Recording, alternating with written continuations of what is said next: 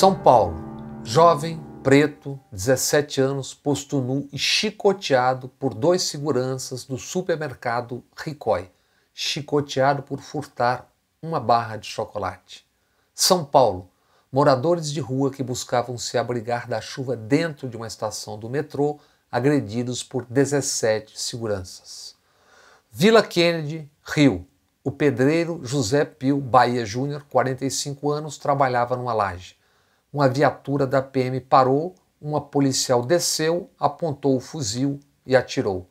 Conferiu, viu que o pedreiro José estava morto e foi embora. Ex-presidente do Chile, comissária da ONU para Direitos Humanos, Michelle Bachelet, disse: nos últimos meses há uma redução dos espaços democráticos no Brasil.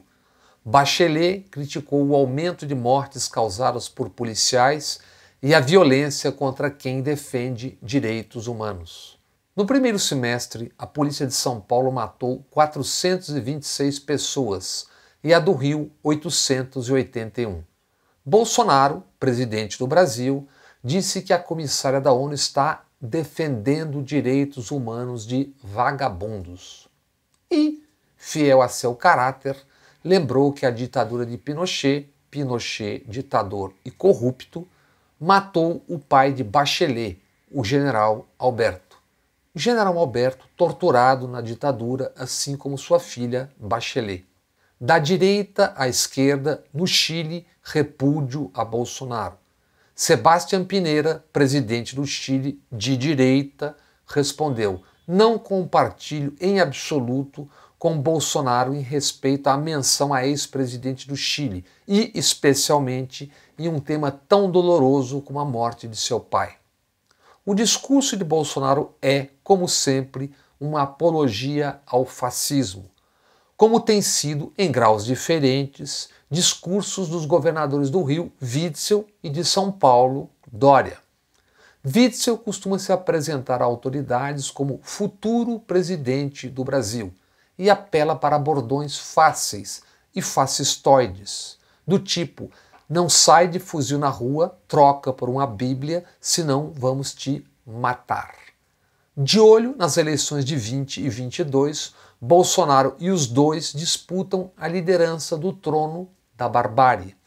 Bolsonaro anuncia projeto para proibir ideologia de gênero. Dória tuita: vai mandar recolher a apostila para a 8ª série que trata da diversidade sexual. Bolsonaro sabe o quanto o governador é cioso em relação à moralidade nesse departamento sexual. Por isso, no tom habitual, disse à Folha que Dória é, aspas, ejaculação precoce. Bolsonaro anuncia indulto aos autores dos massacres em Eldorado dos Carajás e no Carandiru. Em Eldorado, Pará, há 23 anos, 19 sem terra foram assassinados pela PM. No presídio do Carandiru, São Paulo, 111 presos chacinados pela PM há 27 anos. Somadas, 130 pessoas mortas nos dois massacres. Alguém, fora família e amigos, sabe nome ou rosto de ao menos um desses 130? Não sabe nem soube, porque eram pobres, quase sempre pretos ou o que chamam de pardos, como o papel de embrulhar pão. Além dos próximos, alguém sabe nomes, rostos, motivos pelos quais, salvo tudo bandido, as 1.307 pessoas foram mortas pelas polícias de Rio e São Paulo de janeiro a julho? Não sabemos. Em 3 séculos e meio, 2/3 da história Brasil, mais de 9.000 viagens trouxeram em navios negreiros 4.800.000 escravos. Quase 300.000 morreram no caminho. Dos atuais 210 milhões de brasileiros, quantos aprenderam isso com a profundidade que se deveria aprender? O que acontece? Qual o tamanho do barulho se matam um graduado cidadão ou uma graduada cidadã de bem, que more no Leblon, ou nos Jardins, ou em Higienópolis, em São Paulo? ou no Corredor da Vitória em Salvador, etc. Sabemos a resposta e as manchetes. Essa resposta e as manchetes ajudam a explicar por que mortos pobres são apenas estatística. Por que Bolsonaro, Witzel, Dória e tantos governam, dizem o que dizem e fazem o que e como fazem. Uns podem tudo, outros não podem nada. E por questões técnicas, de espaço, design, tempo, mídias fatiam, publicam notícias separadamente. Por isso, tantas vezes, não notamos a correlação entre os fatos e entre fatos e história.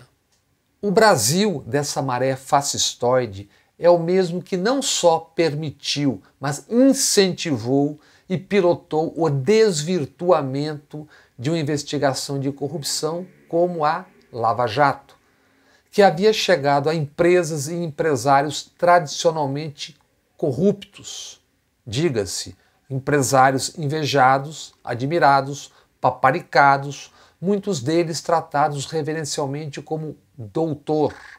Tais empresários foram, enfim, flagrados como corruptos e corruptores na política e vice-versa. E o que aconteceu? O que se vê? Com o ex-juiz Moro, super-herói, sendo humilhado dia a dia pelo presidente. Moro tornado um zumbi no governo.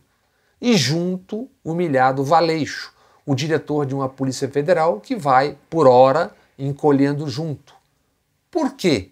E por que a ânsia em trocar o comando da PF em Brasília e da PF e da Receita no Rio? Por que a escolha a dedo do futuro chefe do Ministério Público? Por que fatiar e confinar o COAF no Banco Central? Por que com tais instituições livres e funcionando, Queiroz e o milicianato de baixo acima e suas alianças serão um dia inevitavelmente alcançados e expostos? O que a Lava Jato e tantos dos seus procuradores se tornaram está sendo revelado há 3 meses pelo Intercept. E o que se vê, se lê, que já a partir do chefe Dallagnol, com torcida e bajulação de colegas, a Lava Jato se tornou um projeto de poder. O tal Instituto Mude, um incrível aparelho político de procuradores e Lava Jato, aqueles 2,5 bilhões doados pelos parças norte-americanos, era a busca pelo poder. É só ler o fedelho Dallagnol sendo bajulado e elogiando a si mesmo. Eu seria eleito facilmente.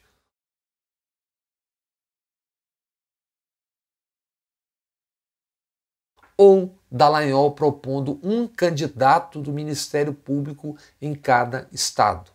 Ou a hesitação em se candidatar ou não em 2018. Não descarto, mas não considero completamente.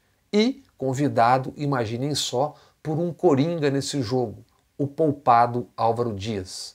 Da mesma Maringá de Moro, não por acaso porta-voz sempre presente nos telejornais. Basta ler. Projeto político anunciado para 2022, com etapa inicial marcada pelo salto de Moro. Salto da Lava Jato, convidado em meia eleição para o governo Bolsonaro, onde, mesmo seguindo o popular, por hora é um morto-vivo, um ingênuo, debocha o presidente que o atraiu e trai. Por tudo isso, Bolsonaro é o presidente. Por isso, tipos caricatos e grotescos no seu ministério. Por isso, discursos e ações fascistoides. Por isso, o PowerPoint, o impeachment, o antes e o depois. Pelo poder. E por tudo isso, um poder fascistoide.